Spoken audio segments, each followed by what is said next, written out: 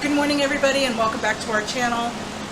The adventures of Bobbie and Bobbie still continue with unexpected repairs. So the other day we had started cleaning out this area so we would be able to film us working on Lola. This one's Lola over here, my Softail Slim. This is LB, Bob's. Fat Bob, isn't it? Yeah, it's a Fat Bob. So in any case, when we were done for the day, we decided to close the garage door as one would, and lo and behold, it decided to take a crap on us. It decided not to work anymore. I can't complain though, because I googled the lifespan of any garage door opener, and the average lifespan is between 10 and 15 years. We bought the house 16 years ago, so that in itself is long enough. But yet the inside of the cover had a date stamp on it, and it's 1992, so 28 years. That's a lot of years. That's a lot of mileage out of this garage door opener that gets opened and closed on a regular basis. So it was a Sears Craftsman. This is what's called the logic board. And I was able to find one on eBay, and the replacement of just the logic board would have been $108. And you can see here, it's like a darkened area. I don't know if you can catch it on the camera or not. But that's most likely where it started to fail and burn out. Who knows? But look, it had its great run for 28 years. I can't complain in the least bit. It was a Craftsman, Sears Craftsman, so good brand. We went to Home Depot and they had one on sale. And we found here a Genie with great reviews. It's a little bit more horsepower. The Craftsman that we had up there was a half horsepower motor. This is now a 3/4 horsepower motor. So in that respect, we're going to get a little bit more bang for our buck. It's going to be belt driven, so it's going to be quieter. We're not going to hear that chain clanking as well. So we have to do a little bit of prep work here first. We're going to have to get the bikes out into the driveway. We're going to have to move this humongous rigid toolbox off to the side and make some room. You can see we've already started taking off the cover. That's when we diagnosed that it was bad.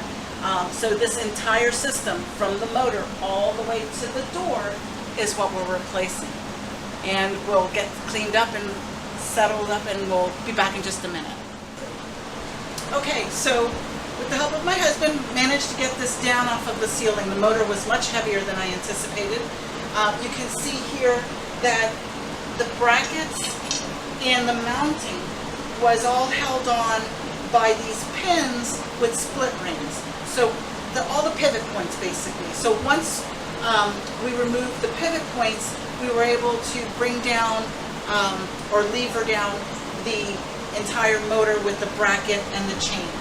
So now that we have this down, all we have to do now is unbox our new one, and hopefully everything lines up so that we can use the old hardware and just throw it up there. So I've started unboxing the new one, and I'm trying to lay everything out so that I can get a clear idea of what the instructions, something guys don't like to read, what the instructions tell me to do. And obviously this is going to be the new beam, the new support for the cable. Here's my cable. We've got the remote that's going to be hung on the inside of the outside of the dining room door. Then we have 2 key remotes that came with it as well. Just laying out my parts so to see what's what, and hopefully get this up fairly quickly. Some wire to bring over the sensor to the motor, and the brackets that'll pull up the door.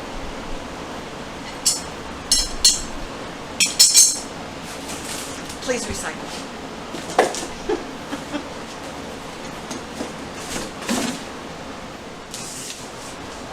Okay, so according to the instructions, the first thing we want to assemble is our new rail. There's one that's different than all the others, and that's going to be the end one where the pulley would sit in the middle there. So, and then basically all the other ones just fit on piece by piece. So we're going to start assembling those.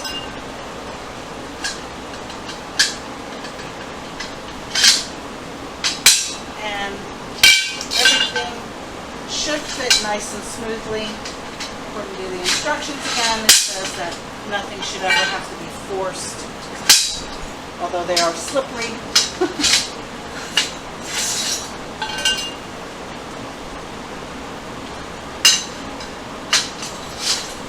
Okay, so the next piece we're going to find is going to be, where is it?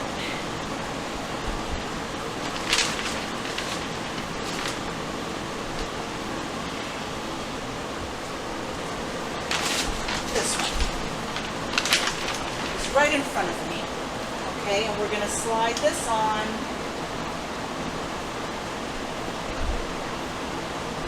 towards the door. It actually has an arrow for dumb people like me where it says door that way. So we're going to install it this way, right over the end, and slide it towards the door.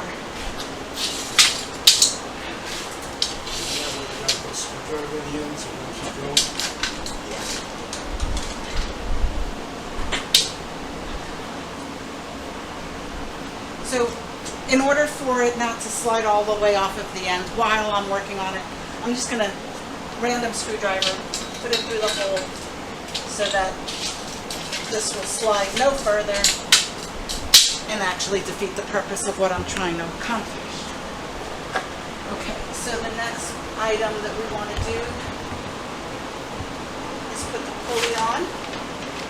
Here's my pulley. And then it asks for a pin with a cotter. Parts bag.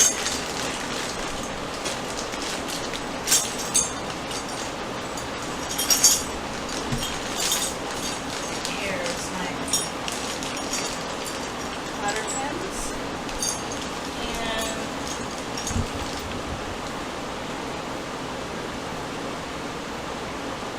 5/16 8. I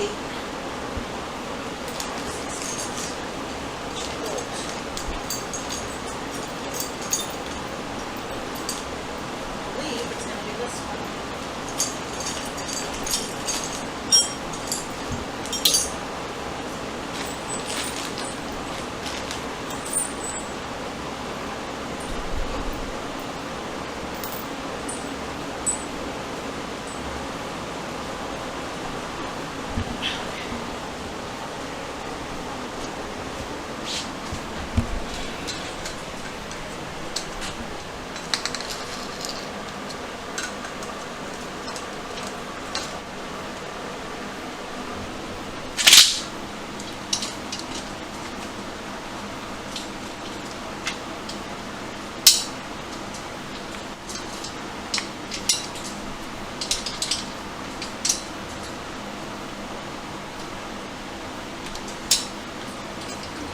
Just slide your cotter pin into there. Alright. Back to the instructions. Now we want sprocket support.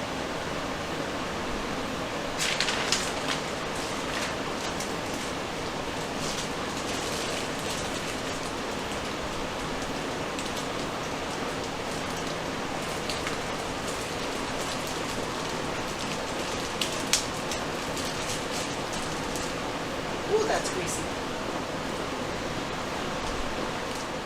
I've placed all the pieces together. We had the pulley added on at the end, and then this is the opposite end, which is going to sit on top of the housing of the motor.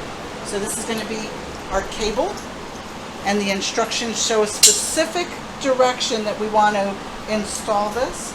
So you're going to notice that we have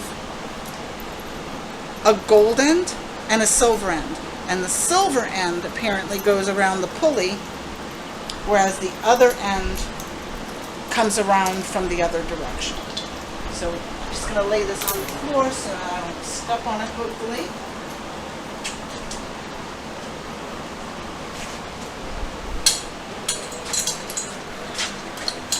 Bring it through.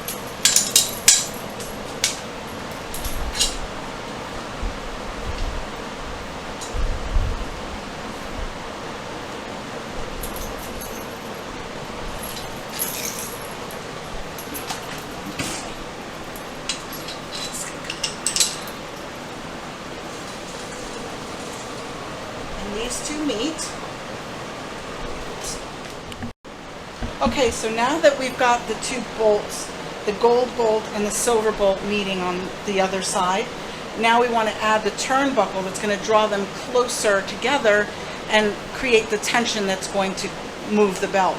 Now, I will say my only complaint so far is that the little arrow that says door on it is so incredibly small that you almost need a magnifying glass to find it. But we found it, and this end will obviously face the door with the gold bolt, and then I'll put the silver bolt in the other end. And as you turn it, they turn in opposite directions, so the threads do on the inside, so it draws them together and makes them tighter.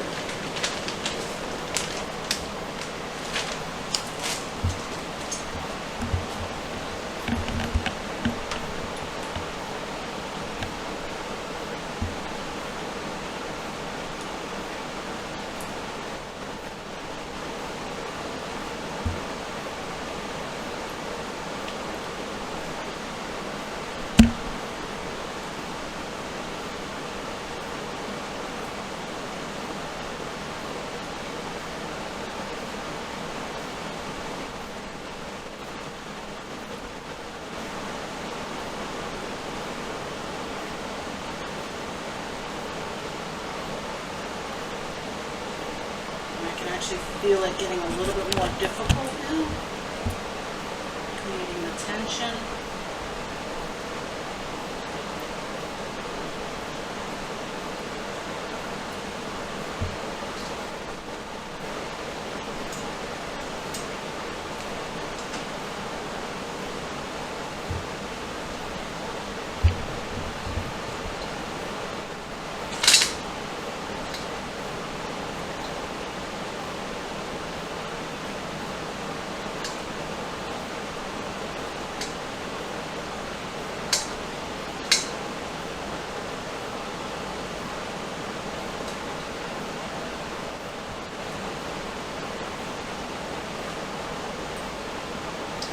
I'm going to have to check and see if they have any kind of specification of how tight this is supposed to be. I want to bring down those nuts.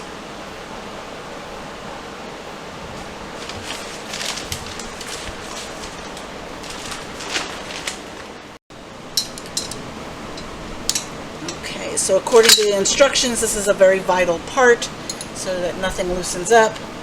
I got to tighten up my turnbuckle nuts so that they don't allow the tensioner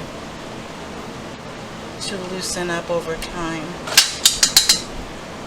This is kind of awkward, but we can do it.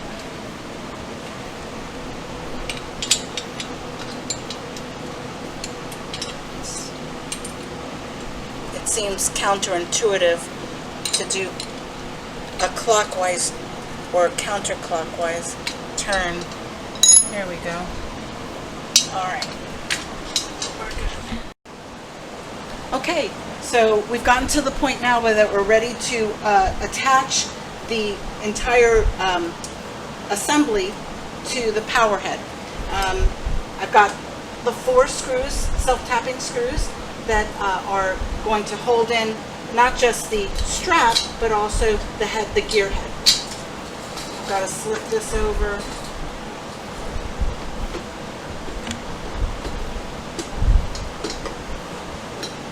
There we go. Okay, so I was able to put it onto the spindle. So now I'm going to go ahead and attach with these 4 screws that are supplied.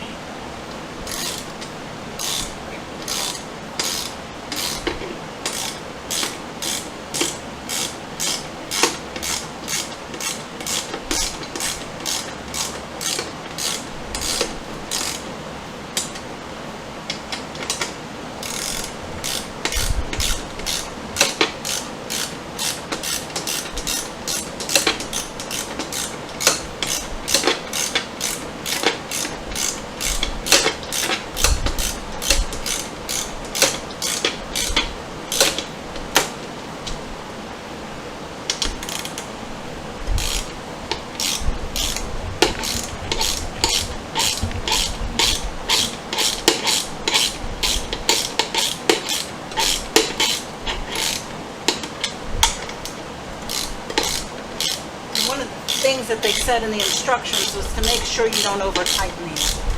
I guess they don't want you to strain the bolts or strip them.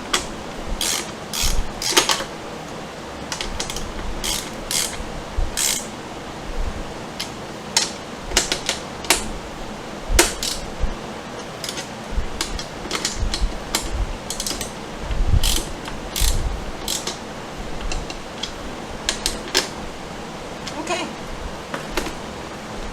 Then we have to add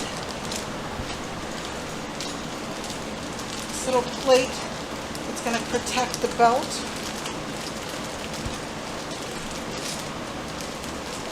There's 2 little screws.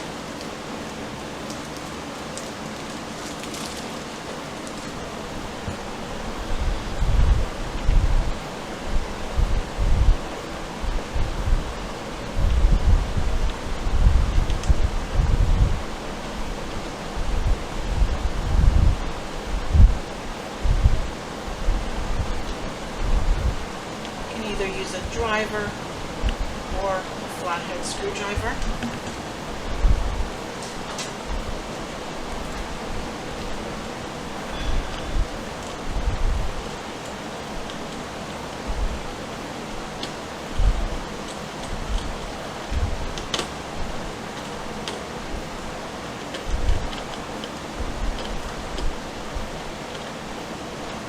Okay.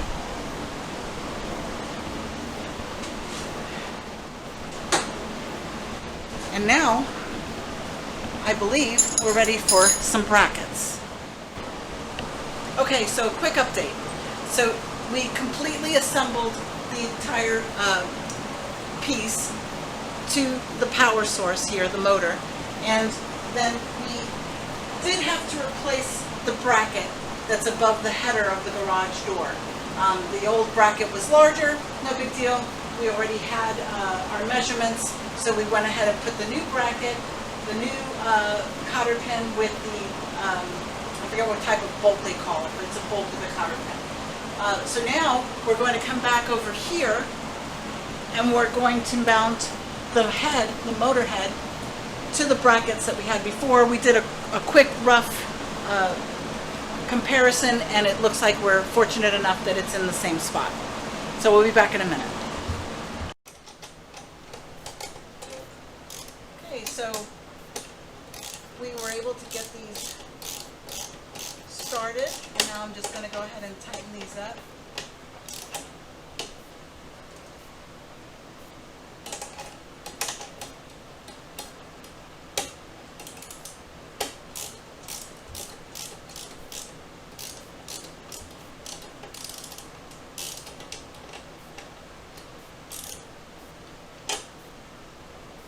Same for the other side.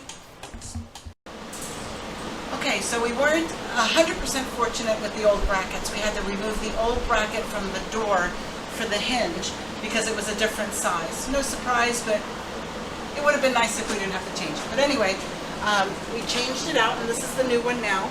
And all we need to do is start attaching the arm that's going to ultimately lift the garage door. Bolt, another cotter pin, let that rest there for a second. Then we've got this one, who we're going to attach up here.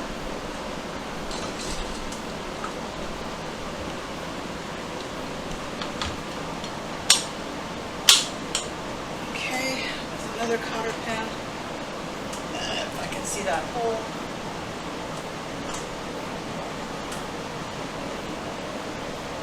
Yes, I am standing on the step that says do not stand on this step.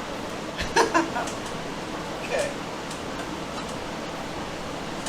Also wants us at this point to attach the emergency cord. So if you lose power or it breaks, you can still get out of your garage in a case of emergency.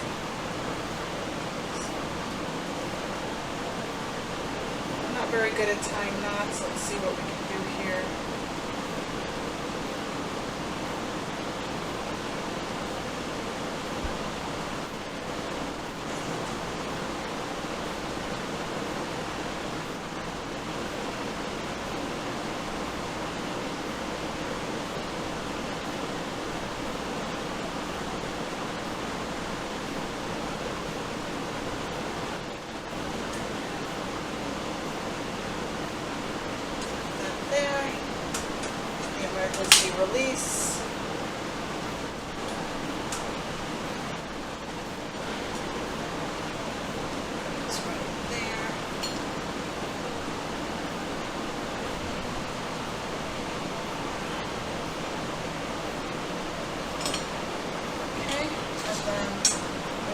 attach this with 2 bolts.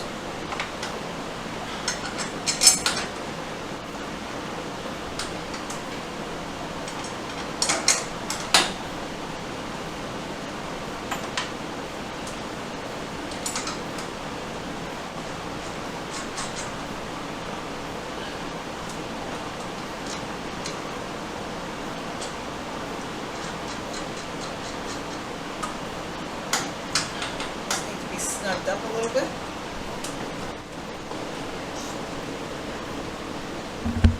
Okay, so we have pretty much concluded putting everything up.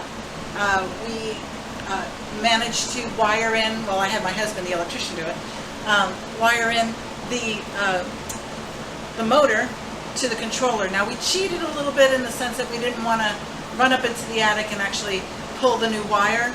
So we used the existing wire from the old head, and as you can see, it was just stapled to the ceiling, and that's good for now. The idea was to get it so that we would have a garage door opener again. We're going to tweak things a little bit later. The only thing left at this point is to put in the light bulbs and the lens covers and plug it in, turn it on.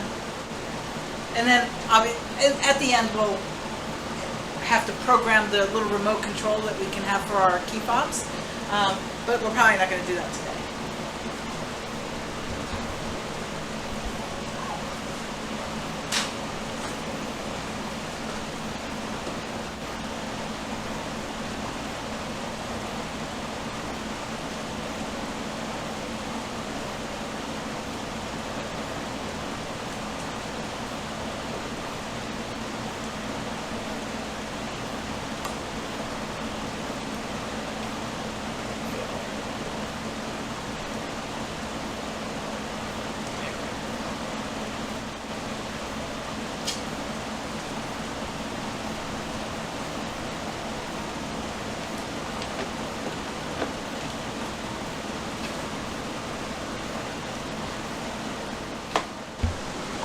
Okay, so to wrap up another adventure, we changed out our garage door opener. As we told you earlier, it decided not to work for us the other day. So we took down the old one and connected all the parts together for the new one, leaving the wiring for last, obviously. Once we put everything together, we still needed to program it. We programmed it for the elevation and for going down as well. And then we also, our little remotes for the cars. So just for the final test, you'll see now that